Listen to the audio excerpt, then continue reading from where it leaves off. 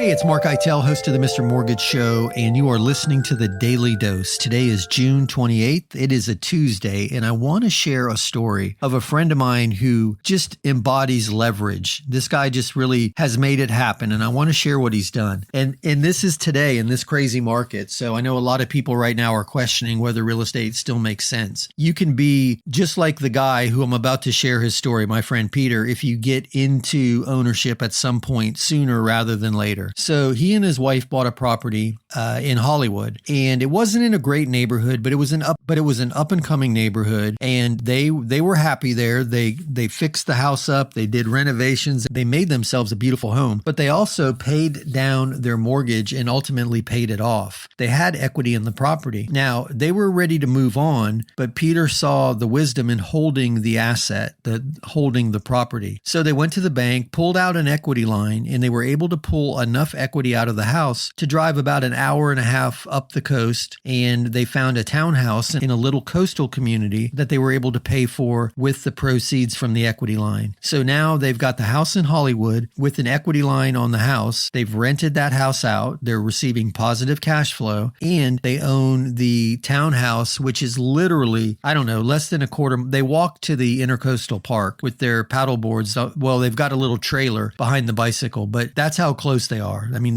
they can walk to the water before the coffee gets cold. It's a pretty cool little life that they've created for themselves. But here's the really cool thing. They just completed a road trip where they went through Georgia, North and South Carolina, and they fell in love with a little town in South Carolina called Aiken. They found a property up there that they really liked. So they came back to Florida and decided to refinance the Hollywood house. Keep in mind, it's throwing off positive cash flow. They're going to pull enough money out of Hollywood to put down on the Aiken property, and the positive cash along with Airbnb income from the coastal townhouse is going to pay for Aiken, and they're going to have money in their pocket. So they're going to own the townhouse free and clear. They're going to have equity in Aiken and equity in Hollywood, as well as positive cash each month. It's an amazing story. So while everyone else is running around out there saying real estate doesn't make sense at these prices, here's a guy who sees the opportunity with 6% interest rates and property values where they are to leverage the asset and live basically free. He's not going to be paying because he's positioned himself that the income from the townhouse, as well as the full-time rental income from the Hollywood house, is going to pay for his lifestyle. So it's pretty cool. And I'm sharing this story not because I want you to run out there and start buying investment properties. And I certainly don't want you to do that if you haven't taken the time to learn the rental game. The reason I'm sharing this story is because if you don't jump in at some point, you're never going to have the opportunity to rent your property for positive cash or leverage the equity to buy a second property or sell it and put a big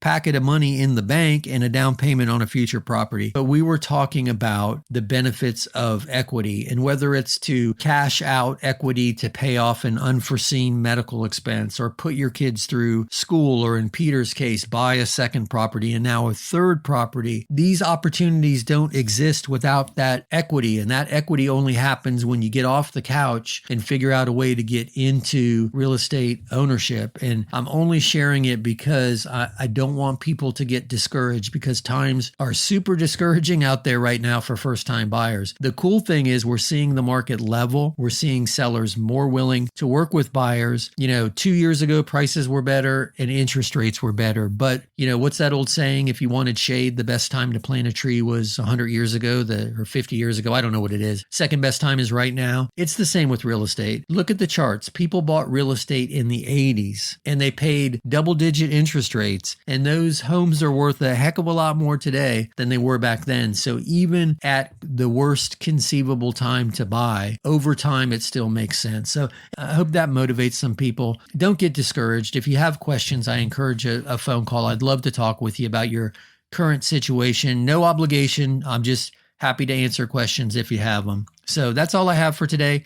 Again, my name is Mark Eitel. You've been listening to The Daily Dose. If you found any of this interesting, I'd love for you to listen to the radio show. We're live Saturday mornings at 9 a.m. on iHeartRadio. Just go to the iHeart app, search The Mr. Mortgage Show, and you'll find me. Or just go to the podcast page. We made it super easy, MrMortgageRadio.com, and you'll find all the podcasts and the replays of the radio show.